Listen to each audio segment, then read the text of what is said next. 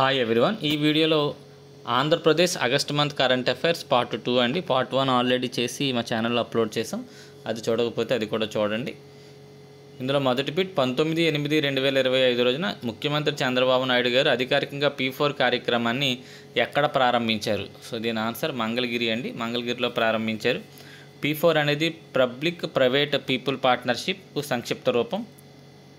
2047 నాటికి ఆంధ్రప్రదేశ్లో పేదరికాన్ని పూర్తిగా నిర్మూలించడమే ఈ పథకం యొక్క ప్రధాన లక్ష్యం. సమాజంలో ఆర్థికంగా ఉన్నత స్థాయిలో ఉన్న వ్యక్తులు పేద కుటుంబాలను దత్తత తీసుకుని వారికి వివిధ రకాలుగా సహాయం చేయడం ఈ పథకం యొక్క ముఖ్య ఉద్దేశం. సమాజంలో ధనిక వర్గానికి చెందిన 10% మందిని మార్గదర్శకులుగా గుర్తిస్తూ ఆర్థికంగా వెనుకబడిన 20 లక్షల కుటుంబాలను దత్తత తీసుకోవాలని ప్రభుత్వం ప్రోత్సహిస్తుంది. ఈ పథకం గురించి ప్రకటన మనకు ఉగాది రోజున చేశారండి. మార్చి 30, 2025న P4 అనే పథకాన్ని ప్రకటించడం జరిగింది. దీనికే మార్గదర్శి బంగారు కుటుంబం అనేది ఈ P4లో భాగం. ముందుగా ఆగస్టు 15న ఫేజ్ 1ని అధికారికంగా ప్రారంభించాలనుకున్నారు మొదటి దశను. కానీ కొన్ని అనివార్య కారణాల వల్ల ఆగస్టు 19న ప్రారంభించడం జరిగింది.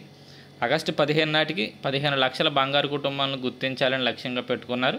కానీ ఆగస్టు 19 నాటికి 13.4 లక్షల బంగారు కుటుంబాలను 1.4 లక్షల మార్గదర్శకులను నమోదు చేయడం అనేది జరిగింది. ఆంధ్రప్రదేశ్ ప్రభుత్వం ప్రవేశపెట్టిన P4 పథకంలో భాగంగా సమృద్ధి బంధన్ అనే డిజిటల్ ప్లాట్ఫామ్ను కూడా రూపొందించారు. చాలా ఇంపార్టెంట్ అండి ఇది సంపన్న కుటుంబాలను మరియు పేద కుటుంబాలను ఒకే వేదిక మీదకి తీసుకురావడం కోసం ఈ ప్లాట్ఫామ్ అనేది పనిచేస్తూ ఉంటుంది. సో ఆ ప్లాట్ఫామ్ యొక్క ప్రధాన లక్ష్యం అది. సో ఇది P4 పథకం గురించి అండి. Which Russian organisation partnered with APSSDC for skill development? So Andhra Pradesh state skill development కార్పొరేషన్తో భాగస్వామ్యం కుదుర్చుకున్న రష్యన్ సంస్థ ఏది? నైపుణ్యాభివృద్ధికి సంబంధించి ఏ రష్యా సంస్థతో ఒప్పందం జరిగింది అంటే Russian union of industrialists and entrepreneurs అనే సంస్థతో ఈ ఒప్పందం జరగడం జరిగిందండి. సో దీని ఆన్సర్ బి.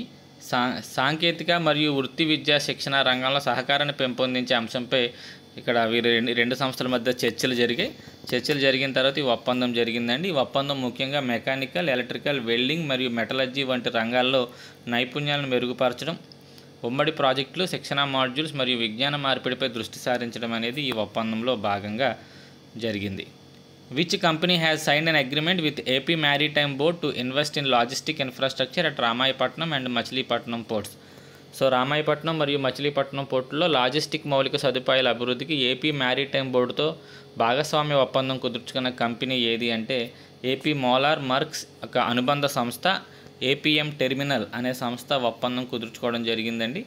సో ఈ ఒప్పందం ద్వారా APM టెర్మినల్ సంస్థ దశలవారీగా ఈ పోర్టులలో 9,000 కోట్ల పెట్టుబడిని పెట్టడానికి ఆసక్తిని చూపుతుంది. సో ఈ పోర్టులో ఆధునిక టెర్మినల్స్, కార్గో హ్యాండ్లింగ్ వ్యవస్థలు ఏర్పాటు చేసే నిర్వహణ కూడా చేపట్టనుంది.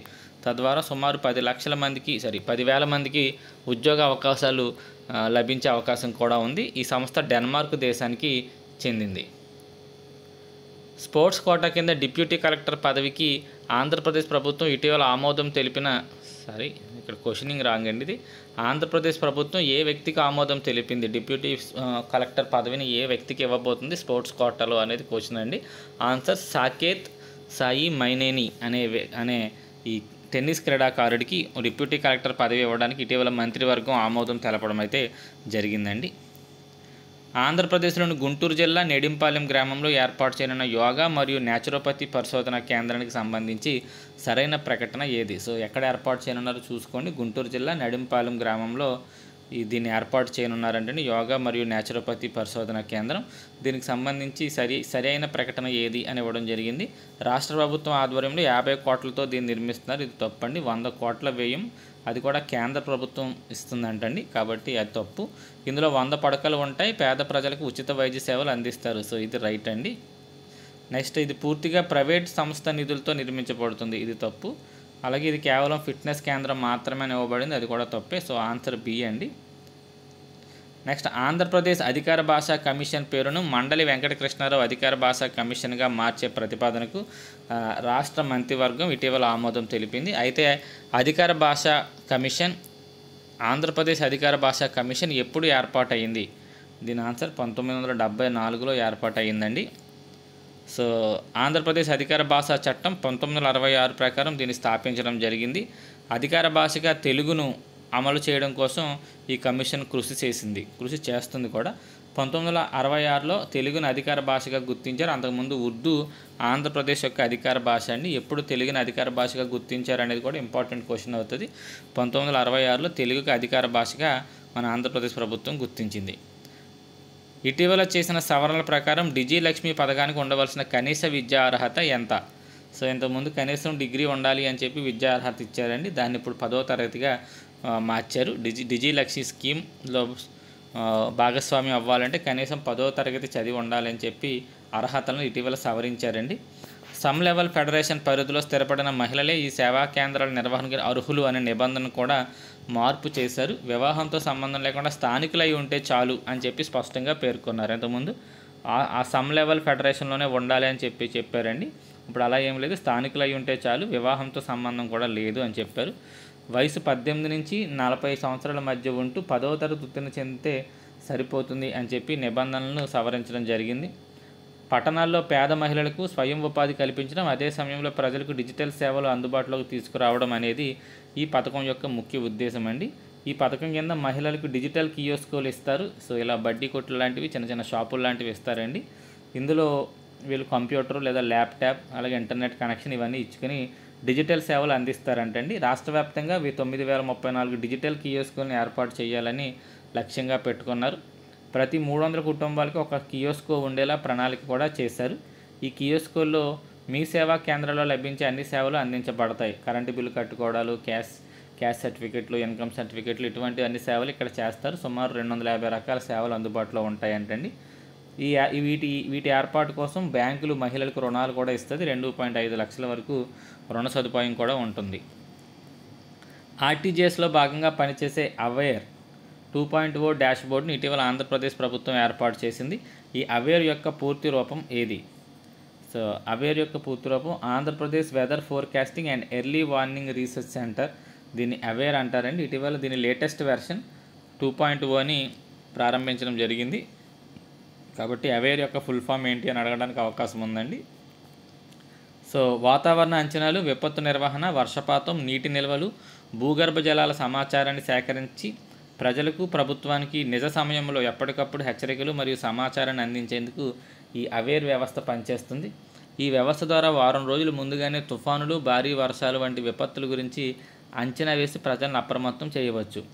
ఆంధ్రప్రదేశ్ వాతావరణ అంచనా మరియు ముందస్తు హెచ్చరికల పరిశోధనా కేంద్రం అవేర్ను రియల్ టైమ్ గవర్నెన్స్ సొసైటీ ఆర్టీజీఎస్లో భాగంగా ఏర్పాటు చేశారు. దీనిని 2017లో మనకి ఆర్టీజీఎస్ని స్థాపించడం అనేది జరిగింది. 2024లో ఆంధ్రప్రదేశ్ ప్రభుత్వం అంతరిక్ష సాంకేతిక పరిజ్ఞానాన్ని ఉపయోగించుకోవడం కోసం ఇందులో ఇస్రోతో ఒప్పందం కూడా కుదుర్చుకోవడం జరిగింది. ఈ ఒప్పందం ద్వారా అవేర్ ప్లాట్ఫామ్ను మరింత మెరుగుపరిచి అవేర్ 2.0 అనే డాష్బోర్డ్ని తీసుకురావడం జరిగింది. సో ఈ ఒప్పందం తర్వాత అవేర్ను అవేర్ 2.0 అని పిలుస్తున్నారు అనమాట అండి. దేంతో ఒప్పందం తర్వాత అంటే ఇస్రోతో ఒప్పందం కుదుర్చుకున్న తర్వాత ఇది మరింత మెరుగ్గా పనిచేస్తుంది కాబట్టి దీన్ని అవేర్ 2.0 అని పిలుస్తున్నారు. అవేర్ ఫుల్ ఫామ్ చూసుకోండి. దేశంలో తొలిసారిగా పాడి పశువుల ఎద క్రమబద్ధీకరణ కార్యక్రమాన్ని ఎక్కడ ప్రారంభించారు? So where was the first organised cattle breeding programme started in the country. So ఎద క్రమబద్ధీకరణ కార్యక్రమాన్ని ఎక్కడ ప్రారంభించారంటే తిరుపతి జిల్లా నారావారిపల్లెలో దీన్ని ఇటీవల పైలట్ ప్రాజెక్టుగా దేశంలోనే మొట్టమొదటిసారి దీన్ని ప్రారంభించడం జరిగిందండి. ఆంధ్రప్రదేశ్ ప్రభుత్వం ఈ కార్యక్రమాన్ని పైలట్ ప్రాజెక్టుగా ప్రారంభించింది. ఈ కార్యక్రమం యొక్క ముఖ్య ఉద్దేశం పశువుల్లో వంధ్యత్వ సమస్యలను పరిష్కరించి పాల ఉత్పత్తిని పెంచడం. సాధారణంగా కృత్రిమ గర్భధారణ పద్ధతితో పోలిస్తే ఈ ఎద క్రమబద్ధీకరణ ద్వారా పశువుల్లో గర్భధారణ శాతం గణనీయంగా పెరుగుతుందని అధికారులు తెలిపారు. దీనివల్ల పాడి రైతులకు ఆర్థికంగా మంచి లాభాలు చేకూరుతాయి. సో ఇది ఎక్కడ చేశారంటే నారావారిపల్లె, చిత్తూరు జిల్లాలో దేశంలోనే మొదటిసారిగా దీన్ని చేయడం జరిగింది. నెక్స్ట్ మంగళగిరిలో ప్రారంభించిన ఇన్నోవేషన్ హబ్ను ఏ కంపెనీ ప్రారంభించింది? Which company started the innovation hub in Mangalagiri? So A company ఏర్పాటు చేసింది, ప్రారంభించింది కాదు, ఏ కంపెనీ ఏర్పాటు చేసింది ఇన్నోవేషన్ హబ్ను అంటే టాటా కంపెనీ అండి. టాటా సన్స్ కంపెనీ దీన్ని ఏర్పాటు చేయడం అనేది జరిగింది. రతన్ టాటా ఇన్నోవేషన్ సెంటర్ అని పిలుస్తారు. సో యువ పారిశ్రామికవేత్తలు స్టార్టప్లను ప్రోత్సహించడం, అక్కడ వారికి మార్గదర్శకత్వం, అవసరమైన వనరులు మరియు అనుకూలమైన వాతావరణం కల్పించడం ద్వారా ఆవిష్కరణలు ప్రోత్సహించాలని లక్ష్యంగా పెట్టుకున్నారు. ఈ కేంద్రం ఒక హబ్ అండ్ స్పోక్ మోడల్లో పనిచేస్తుంది. మంగళగిరిలో ప్రధాన కేంద్రం ఉండగా రాష్ట్రంలోని ఇతర ప్రాంతాలైన విశాఖపట్నం, విజయవాడ, రాజమహేంద్రవరం, తిరుపతి మరియు అనంతపురంలో దీనికి ఉప కేంద్రాలు కూడా ఏర్పాటు చేయనున్నారు. ఈ ఇన్నోవేషన్ హబ్కి సంబంధించి ఒక సెంట్రల్ హబ్, 5 దాని యొక్క ఉప కేంద్రాలని ఏర్పాటు చేయనున్నారు. ఏర్పాటు చేసిన సంస్థ టాటా సంస్థ అండి. ఆంధ్రప్రదేశ్లోని అచ్యుతాపురంలో ఏ నిషేధిత డ్రగ్ తయారు చేస్తున్నట్లు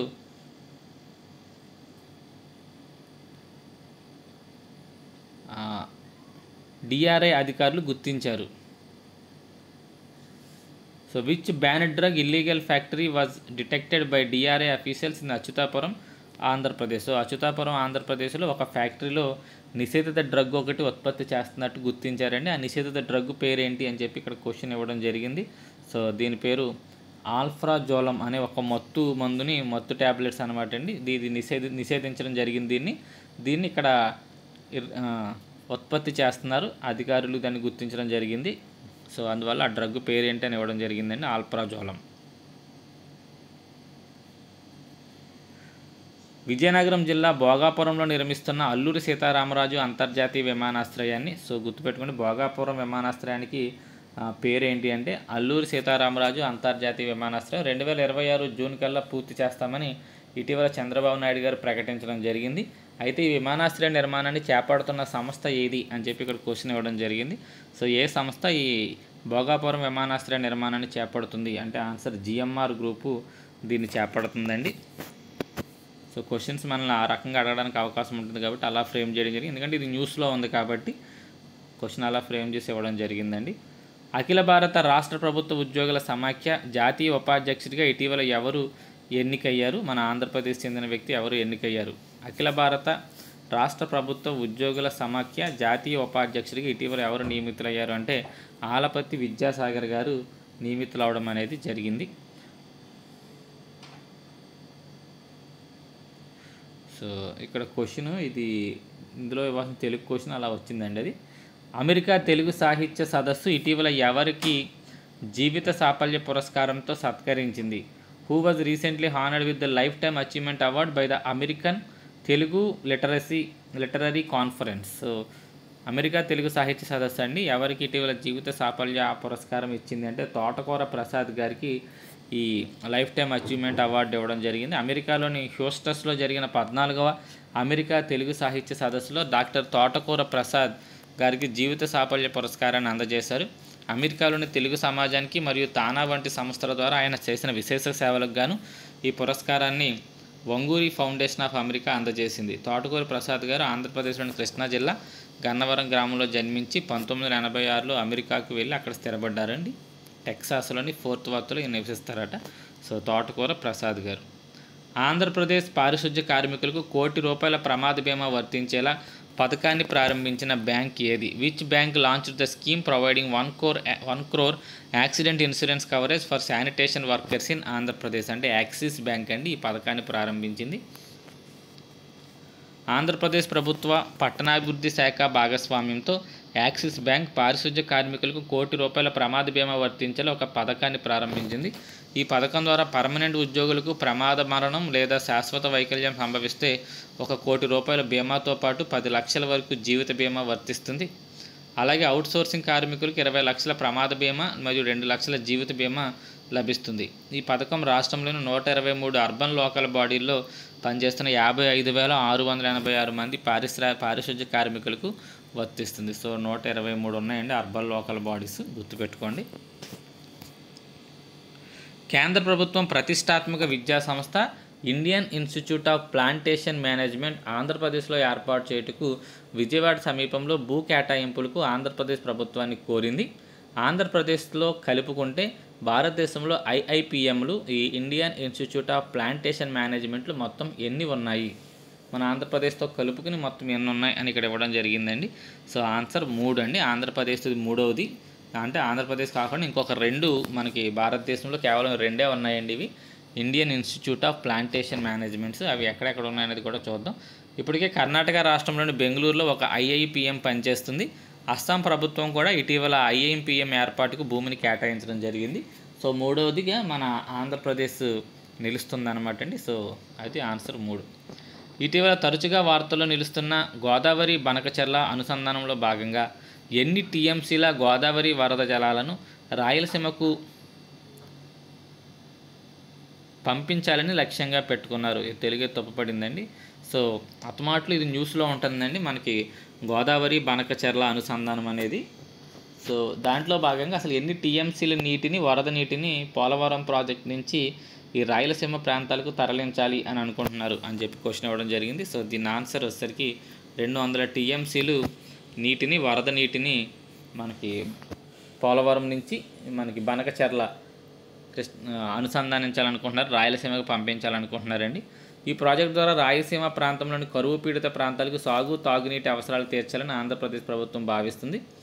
ఈ నీరు ప్రధానంగా గోదావరి నదికి వరదలు వచ్చినప్పుడు అంటే దాదాపు 90 నుంచి 120 రోజుల పాటు సముద్రంలోకి వృధాగా పోయే జలాలను వినియోగించుకోవడమే ఈ ప్రాజెక్ట్ యొక్క ముఖ్య ఉద్దేశం. సో ఎన్ని జలాలంటే 200 టీఎంసీల వరద నీటిని తరలించాలి అనుకుంటున్నారు అనమాట అండి.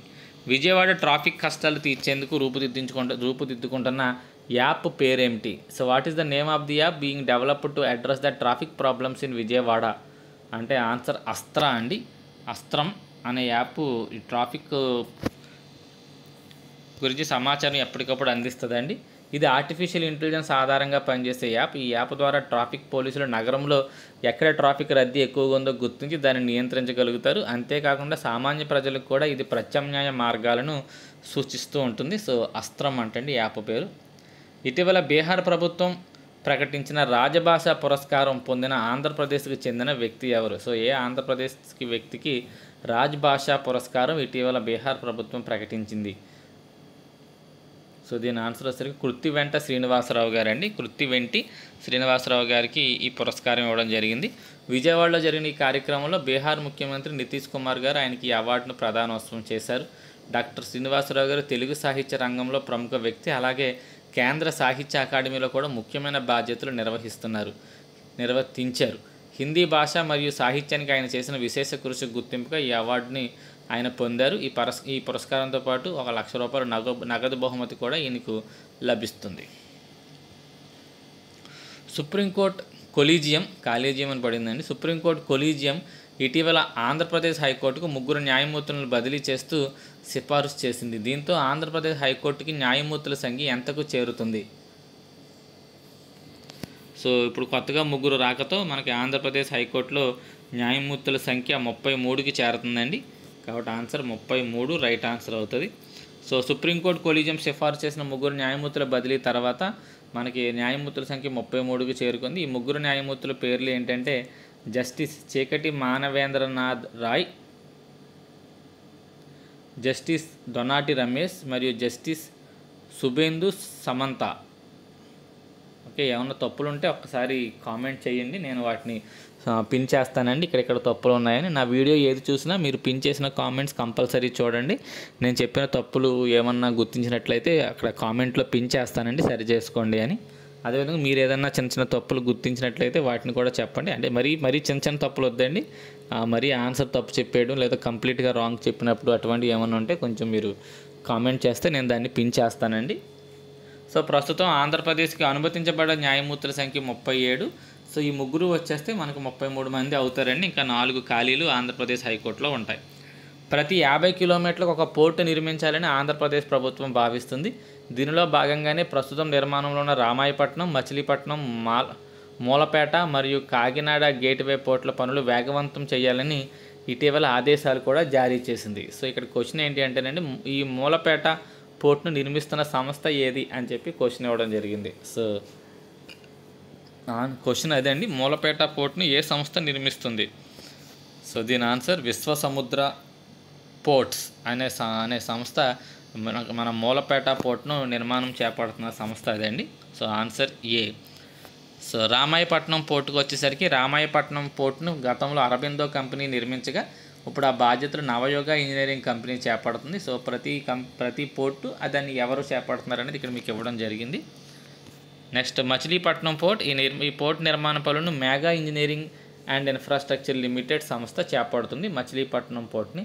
కాకినాడ గేట్వే పోర్టు, ఈ పోర్టును ప్రభుత్వ ప్రైవేట్ భాగస్వామ్యం విధానంతో అరవిందో గ్రూప్ అభివృద్ధి చేస్తుంది.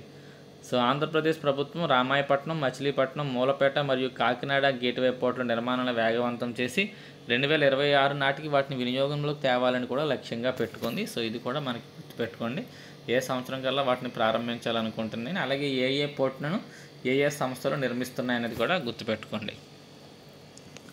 ఇటీవల కాగ్ యొక్క లెక్కల ప్రకారం 2025-26 ఆర్థిక సంవత్సరంలో మొదటి 4 నెలలకు ఆంధ్రప్రదేశ్ రెవెన్యూ లోటు 110% చేరుకుంది. అంటే అంచనా వేసిన దానికంటే ఎక్కువగా మనకి లోటు వచ్చేసామండి. ఇది సుమారు 36,741 కోట్లుగా తేలింది. అయితే అసలు 2025-26 బడ్జెట్లో ఎంత రెవెన్యూ లోటును అంచనా వేయడం జరిగింది? సో దానికంటే ఎక్కువే ఇప్పుడు రావడం జరిగింది. సో 4 నెలలకే సంవత్సరం అనుకున్న దానికి 4 నెలలకే 110% మించి మనం రెవెన్యూ లోటు మన ఆంధ్రప్రదేశ్ నమోదు చేసిందంటే. సో అసలు ఆ బడ్జెట్లో ఎంత లెక్కేశారు, 2025-26 బడ్జెట్లో రెవెన్యూ లోటు ఎంతగా అంచనా వేశారు అని చెప్పి ఇక్కడ క్వశ్చన్ ఇవ్వడం జరిగింది. సో ఆన్సర్ వచ్చేసరికి 33,186 కోట్లుగా అంచనా వేశారు సంవత్సరం మొత్తానికి ఇంత లోటు ఉంటుందని. కానీ 4 నెలలకే మన లోటు 36,741 కోట్లకి చేరిందండి. సో 110% లోటుని అప్పుడే నమోదు చేయడం జరిగింది. సో 2025-26 బడ్జెట్లో మొత్తం ఆర్థిక సంవత్సరంలో జిఎస్టీ వసూళ్లు ఎంత వస్తాయని అంచనా వేశారంటే 27,477 కోట్లు జిఎస్టీ వసూలు రావచ్చు అని అంచనా వేశారు. అదే 2025-26 బడ్జెట్లో రెవెన్యూ వసూళ్లు కూడా ఎంత వస్తాయని అంచనా వేశారంటే 2,17,977 కోట్లు వస్తాయని చెప్పి అంచనా వేయడం జరిగిందండి. ఇవన్నీ ఎందుకు ఇచ్చాము అంటే ఇక్కడ పేపర్లో ఇవన్నీ మెన్షన్ చేశాడండి, ఎంత వస్తాయి అనుకున్నారు, ఎంత వచ్చినాయి. ఓకే, జిఎస్టీ వసూలు కూడా అనుకున్న దాంట్లో ఆల్రెడీ 60% జిఎస్టీ వసూలు రూపంలో మనకి వచ్చేసినాయి అండి. సో ఇది మొత్తం సంవత్సరానికి ఎంత అనుకున్నారు, అందులో ఎంత శాతం మనకి ఆల్రెడీ 4 నెలల్లో వసూలు అయినాయంటే 60% అని. కాబట్టి అది ఎప్పటికప్పుడు మారిపోతూ ఉంటుంది కాబట్టి 4 నెలలది రేపు 6 నెలలు అవుతుంది కాబట్టి మొత్తం సంవత్సరానికి ఎంత అంచనా వేశారనేది ఇక్కడ మీకు ఇవ్వడం జరిగింది. 2025-26 బడ్జెట్లో మొత్తం సంవత్సరంలో జిఎస్టీ వసూలు అంచనా ఇది, అలాగే రెవెన్యూ వసూలు ఎంత రావచ్చు అని చెప్పి అంచనా వేయడం కూడా జరిగింది. నా ఛానల్లో బడ్జెట్కి సంబంధించి, అలాగే బడ్జెట్ అంటే పూర్తిగా బడ్జెట్ ఇవ్వలేదండి, బడ్జెట్లోని ముఖ్య అంశాలు, అదేవిధంగా సోషియో ఎకనామిక్ సర్వేకి సంబంధించి ముఖ్య అంశాలతో ఏపీ ఎకానమీ ముఖ్య అంశాలు అని చెప్పి ఒక వీడియో కూడా నేను మన ఛానల్లో అప్లోడ్ చేయడం జరిగింది. మీకు బాగా యూజ్ఫుల్ అవుతుంది, అది మీరు చూడండి ఒకసారి. మీకు సింపుల్గా ఏదైతే ఇంపార్టెంట్ పాయింట్స్ ఉన్నాయో వాటిని అక్కడ ఇవ్వడం జరిగిందండి. ఎగ్జామ్కి వెళ్ళే ముందు మీకు క్విక్ రివిజన్ కింద మీకు బాగా ఉపయోగపడుతుంది. ఇటీవల ఆంధ్రప్రదేశ్ ప్రభుత్వం ప్రకటించిన టెక్ హబ్ పాలసీ 4.0 ప్రకారం ఒక కంపెనీకి ఎకరాకు భూమిని 0.99 పైసలకే కేటాయించాలంటే ఆ కంపెనీ మార్కెట్ క్యాపిటలైజేషన్ విలువ ఎన్ని డాలర్లు ఉండాలి? సో కంపెనీ యొక్క మార్కెట్ క్యాపిటలైజేషన్ విలువ ఎన్ని డాలర్లు ఉంటే వీళ్ళు ఆ కంపెనీకి 99 పైసలకే ఎకరా భూమిని ఇవ్వడానికి ప్రభుత్వం సిద్ధంగా ఉంది అని ఆన్సర్ అయితే $1 బిలియన్ మార్కెట్ క్యాపిటలైజేషన్ విలువ ఆ కంపెనీకి ఉంటేనే వాళ్ళకి ఎంత 99 పైసలు ఎకరానికి తీసుకుంటూ వాళ్ళకి కేటాయించడం జరుగుతుందండి. సో అదేవిధంగా ఈ సంస్థలు 3 ఏళ్లలో 3,000 ఉద్యోగాలు కల్పించాలి అని, అలాగే ఎకరాకి 500 మంది చొప్పున ఉద్యోగాలు కూడా ఇవ్వగలగాలని ఈ కండిషన్స్ అన్ని పెట్టడం జరిగిందండి. అలాగే గ్లోబల్ క్యాపబిలిటీ సెంటర్స్ అయితే కనుక 3 ఏళ్లలో సుమారు 2,000 ఉద్యోగాలు కంపల్సరీ కల్పించాలని, వాళ్ళకి మాత్రమే ఈ 99 పైసలకి ఎకరాన్ని ఇస్తామని, అలాగే ఈ కంపెనీస్ ఫార్చ్యూన్ 500 ఇలా ప్రతిష్టాత్మక లిస్టులు ఉంటాయి కదండి, కంపెనీ లిస్టులో చోటు సంపాదించే కంపెనీలకి, అటువంటి టెక్ కంపెనీలు, ఈ సాఫ్ట్వేర్ కంపెనీలు అన్నిటికీ కూడా 99 పైసలకే భూములు ఇస్తామని చెప్పి ఈ పాలసీని తీసుకురావడం జరిగిందండి. రాష్ట్రంలో విభిన్న ప్రతిభావంతులకు చేయూతను అందించడానికి, విభిన్న ప్రతిభావంతులు అంటే ఈ దివ్యాంగులు ఉంటారు కదండి, వాళ్ళకి సంబంధించి ఆంధ్రప్రదేశ్లో ఎన్ని ఆటిజం కేంద్రాలను ఏర్పాటు చేస్తున్నారు? సో ఆంధ్రప్రదేశ్లో ఎన్ని ఆటిజం కేంద్రాలను ఏర్పాటు చేయనున్నారు ఈ విభిన్న ప్రతిభావంతులకు చేయూతనివ్వడం అంటే? ఆన్సర్ 125 ఆటిజం కేంద్రాలను, ఇప్పుడు దాకా దేశంలో ఎక్కడా లేనన్ని ఆటిజం కేంద్రాలను ఆంధ్రప్రదేశ్లో ఏర్పాటు చేయనున్నారండి. సో విభిన్న ప్రతిభావంతుల విద్యార్థుల కోసం 125 ఆటిజం కేంద్రాలను ఏర్పాటు చేయనున్నారు. ఈ కేంద్రాలను 2 దశల్లో ప్రారంభిస్తారు. మొదటి దశలో 71 కేంద్రాలు, రెండో దశలో 54 కేంద్రాలను ఏర్పాటు చేస్తారు. ఈ కేంద్రాలను దేశంలోనే మొదటి పైలట్ ప్రాజెక్టుగా ఆంధ్రప్రదేశ్లో అమలు చేస్తున్నారు. ప్రతి కేంద్రంలోనూ 3 థెరపిస్టులు నియమించి ఆటిజంతో బాధపడుతున్న విద్యార్థులకు అవసరమైన సేవలు అందిస్తారు. ఈ కేంద్రాల ద్వారా పేద విద్యార్థులకు ప్రైవేట్ ఆటిజం సెంటర్లో అధిక ఫీజులు చెల్లించాల్సిన అవసరం లేకుండా ఉచితంగా చికిత్స, విద్య అందిస్తారు. అలాగే రాష్ట్రంలో దివ్యాంగ విద్యార్థుల కొరకు ఇప్పటికే 679 భవితా కేంద్రాలు మన ఆంధ్రప్రదేశ్లో ఉన్నాయి, గుర్తుపెట్టుకోండి. అదేవిధంగా దివ్యాంగ పిల్లలకు ప్రతి నెలకు 600 రూపాయల చొప్పున రవాణా భత్యాన్ని అందిస్తున్నారు. ఆడపిల్లలకైతే ఇంకొక 200 ఎక్స్ట్రా కూడా ఇస్తున్నారు. అలాగే వీరికి సహాయకంగా ఈ తీసుకొచ్చే వాళ్ళకి 600 రూపాయలు కూడా సహాయకులకి ఇస్తున్నారు. ఇంటి వద్దనే ఉండి బడికి రాలేని వారికి 10 నెలలకి 3000 చొప్పున ఇస్తున్నారు. సో ఇది ఈ ప్రత్యేక అవసరాలు గల పిల్లల కోసం ఆంధ్ర ప్రభుత్వం చేస్తున్న సహాయం అండి. ఆంధ్రప్రదేశ్ రాష్ట్రంలో దేశంలోనే అతిపెద్ద ట్రాన్స్లొకేషన్ ట్రీ నర్సరీ ఎక్కడ ఏర్పాటు చేస్తున్నారు? ట్రాన్స్లొకేషన్ అంటే అక్కడ ఏదైనా కట్టడాలు జరుగుతున్నప్పుడు చెట్టును కూల్చేయకుండా వేళ్లతో సహా వాటిని తీసుకెళ్ళి వేరే చోట సంరక్షిస్తారండి. సో దీన్ని ఎక్కడ అతిపెద్ద నర్సరీ అంటే ట్రాన్స్లొకేషన్ ట్రీ నర్సరీ ఎక్కడ ఏర్పాటు చేస్తున్నారు అతిపెద్దది అని చెప్పి క్వశ్చన్ ఇవ్వడం జరిగింది. సో ఆన్సర్ వచ్చేసరికి విశాఖపట్నంలో అతిపెద్ద ఈ నర్సరీని ఏర్పాటు చేయనున్నారు. స్వాతంత్ర దినోత్సవ వేడుకల్లో భాగంగా ఆంధ్రప్రదేశ్ రాష్ట్ర శకటాల ప్రదర్శనలో మొదటి స్థానం సాధించిన శకటం ఏ శాఖకు సంబంధించింది? సో ఏ శాఖకు సంబంధించిన శకటం ఈ స్వాతంత్ర దినోత్సవ వేడుకల్లో ప్రదర్శనలో మొదటి స్థానం సాధించింది అంటే ఆన్సర్ పట్టు శాఖ అండి. హ్యాండ్లూమ్ డిపార్ట్మెంట్కి సంబంధించి ఈ మొదటి స్థానం సాధించడం అనేది జరిగింది. సో రెండవ బహుమతి వచ్చేసరికి మహిళా అభివృద్ధి శిశు సంక్షేమ శాఖ, మూడవ బహుమతి మెప్మా శకటం మూడవ బహుమతిని సాధించడం జరిగింది. ఆంధ్రప్రదేశ్ రాజధాని అమరావతిలో నిర్మాణంలో ఉన్న సచివాలయ టవర్లకు సంబంధించి డిజైన్లు రూపొందిస్తున్న లండన్కి చెందిన సంస్థ ఏది? Which London based firm is designing the secretariat towers under construction in Amaravati, the capital of Andhra Pradesh. So ఏ సంస్థ వీటిని రూపొందిస్తుందంటే ఫాస్టర్ ప్లస్ పార్ట్నర్స్ అనే సంస్థ ఈ డిజైన్స్ని రూపొందిస్తుందండి. పాస్టర్స్ అనే సంస్థని ఇస్తున్నాడు ఎక్కడిచ్చినా. సో గుర్తుపెట్టుకోండి, పాస్టర్స్ అనే సంస్థ ఈ ఆంధ్రప్రదేశ్ ఐకానిక్ టవర్స్ని డిజైన్ చేస్తుంది.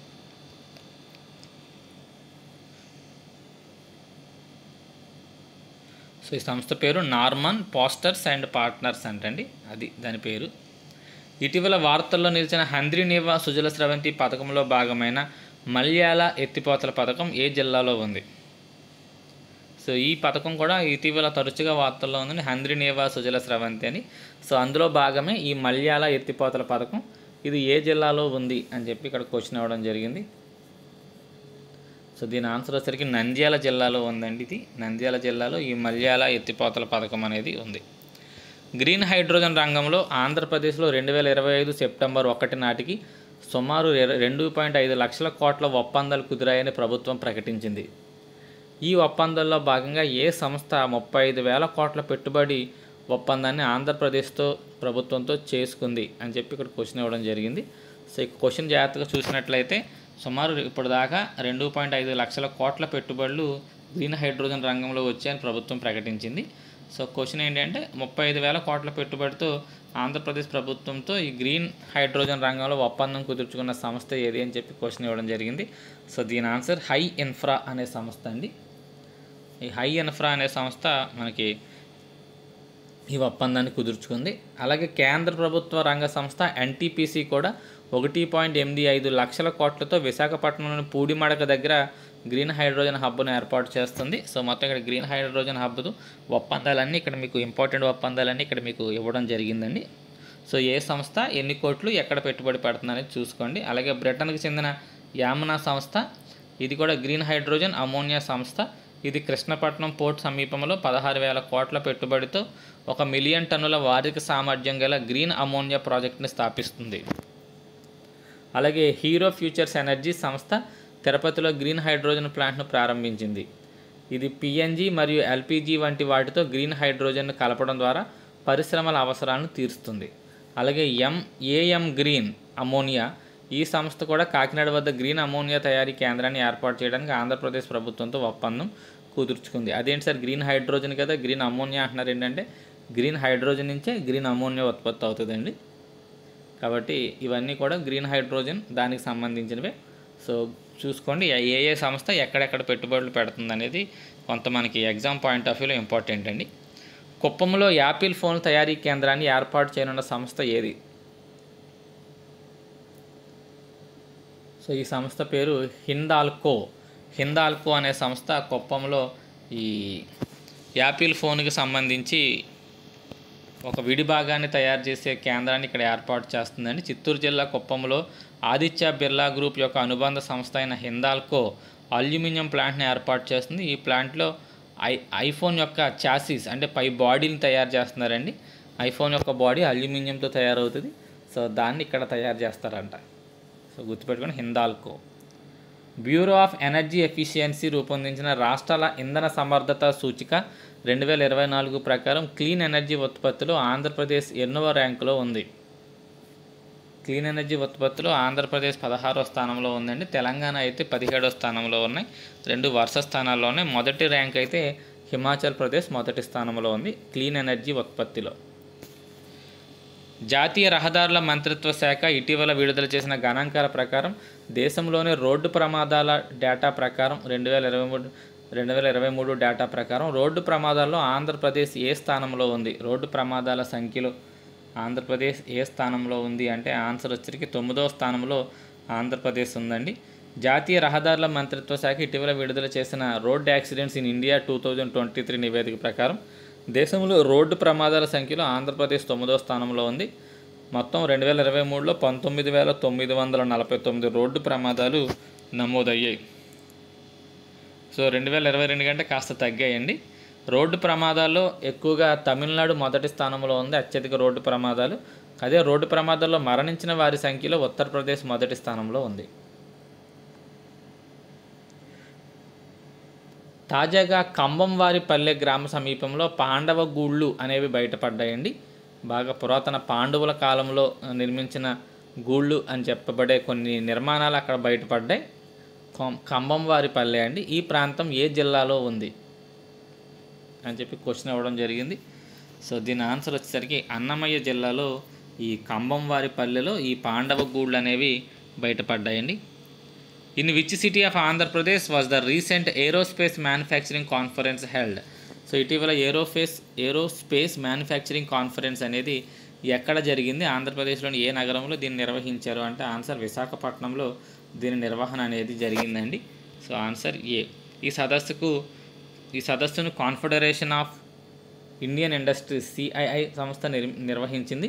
ఈ సదస్సులో ఆంధ్రప్రదేశ్ ఐటీ పరిశ్రమల శాఖ మంత్రి నారా లోకేష్, అలాగే కేంద్ర పౌర విమానయాన శాఖ మంత్రి కె రామ్మోహన్ నాయుడు వంటి ప్రముఖులు పాల్గొన్నారు. 2047 నాటికి భారతదేశంలో 350 విమానాశ్రయాలు ఉంటాయని చెప్పి కేంద్ర విమానయాన శాఖ మంత్రి రామ్మోహన్ నాయుడు గారు తెలపడం జరిగింది. కేంద్ర కుటుంబ సంక్షేమ మంత్రిత్వ శాఖ ఇటీవల ప్రకటించిన ర్యాంకుల ప్రకారం రక్తహీనత నివారణ చర్యల్లో ఆంధ్రప్రదేశ్ ఎన్నో స్థానంలో ఉంది?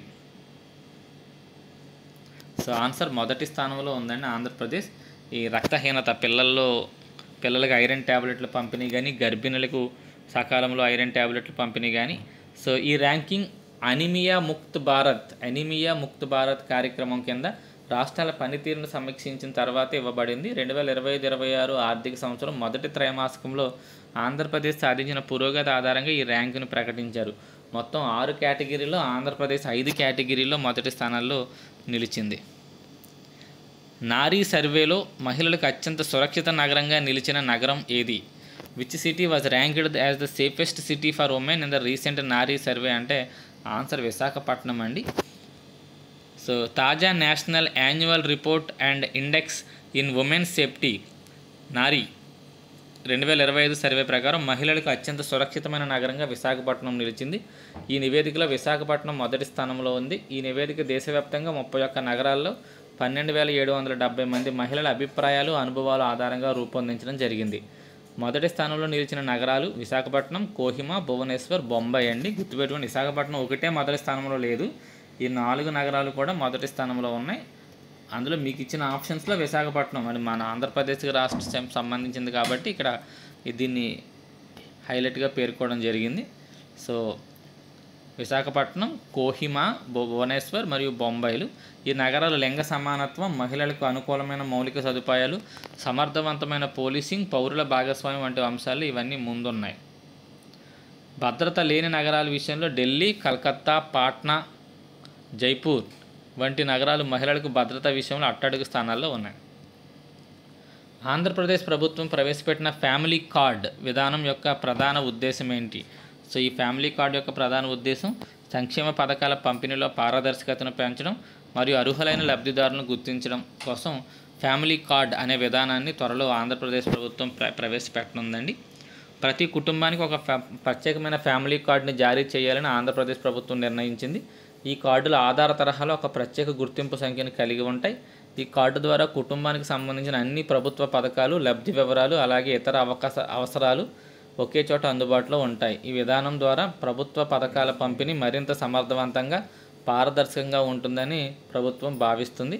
ఇది ఒక రకమైన డిజిటల్ సౌకర్యాలను పెంచడానికి, ఈ గవర్నెన్స్ ప్రమాణాలను మెరుగుపరచడానికి ఒక ముఖ్యమైన నిర్ణయంగా భావించవచ్చు. వరల్డ్ లీడర్ సమ్మిట్ అవార్డు గెలుచుకున్న ఏపీ శాట్ ఎండి ఎవరు?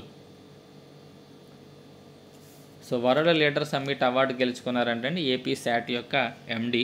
ఆయన పేరేంటి అని చెప్పి ఇక్కడ క్వశ్చన్ ఇవ్వడం జరిగింది.